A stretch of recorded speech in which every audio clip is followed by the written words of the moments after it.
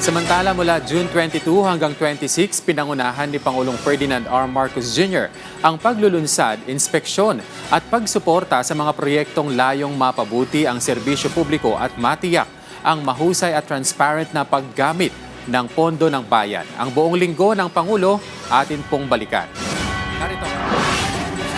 Sinimulan ni Pangulong Ferdinand R. Marcos Jr. ang linggo sa Visayas kung saan pinasinayaan niya ang Mabini Kayakay Small Reservoir Irrigation Project sa Bohol upang matiyak ang sapat na supply ng tubig sa mga sakahan sa buong taon at mapataas ang ani at kita ng mga magsasaka.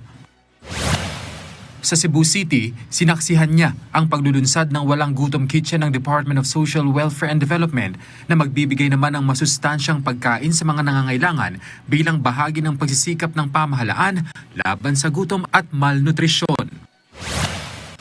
Sa Naga, Cebu, ininspeksyon ng Pangulo ang rehabilitasyon ng Metro Cebu Expressway Segment 3A at binigyang diin ang kahalagahan ng pagtutulungan ng national at local government sa pagpapatupad ng mga programang pangkaunlaran.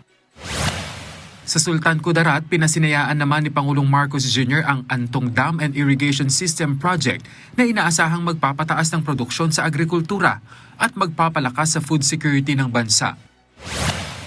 Sa Coronadal City, ipinagkaloob niya ang Socio-Civic Projects Fund sa mga lalawigan ng South Cotabato sa ilalim ng programang Bawat Bayan Makikinabang upang pondohan ang mga proyektong pangkaunlaran ng mga lokal na pamahalaan. Sa sektor ng kalusugan, ininspeksyon ng Presidente ang pagpapalawak ng National Kidney and Transplant Institute sa Quezon City, kabilang ang itinatayong 13 palapag na Mega Hemodialysis Center na inaasahang magiging pinakamalaki sa Timog Silangang Asya. Target nitong magsimula ng operasyon pagsapit ng unang bahagi ng 2028 upang mapalawak ang serbisyo sa dialysis at mapabilis ang pag-access ng mga pasyente sa dekalidad na pangangailangang medikal.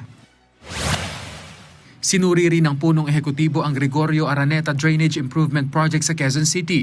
Inatasan niya ang mga kaukulang ahensya ng pamahalaan na ipagpatuloy ang mga flood mitigation project, kabilang ang mas maayos na pamamahala ng basura at regular na paglilinis ng mga daluyan ng tubig. Sa Malacanang, inendorso ng Pangulo ang Public Financial Management Roadmap 2024-2028 at inilunsad ang online budget tracker ng pamahalaan.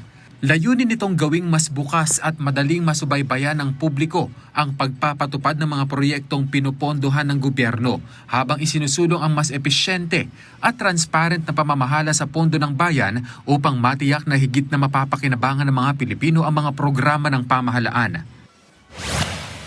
Nanguna rin ang Presidente kasama si First Lady Liza Marcos sa pagdiriwang ng ika-128 taong anibersaryo ng Presidential Security Command.